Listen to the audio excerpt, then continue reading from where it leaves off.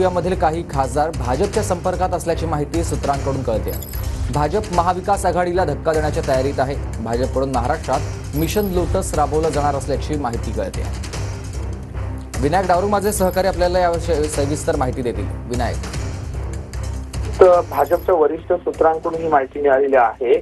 त्या माहितीनुसार महाविकास आघाडीतले काही खासदार जे आहेत ते महायुतीच्या संपर्कात जे आहेत किंवा भाजपच्या संपर्कात असल्याची माहिती जी आहे ती सध्या मिळते आणि त्यामुळे महाविकास आघाडीला धक्का देण्याचा प्रयत्न हा भाजपचा आहे का असा प्रश्न जे आहे पुन्हा उपस्थित केला जातोय।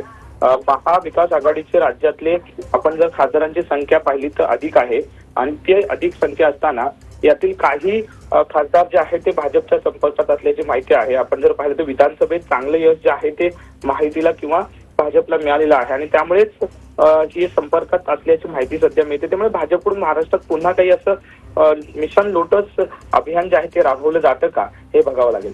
नक्कीच धन्यवाद तुम्ही दिलेल्या सविस्तर माहितीसाठी विनायक।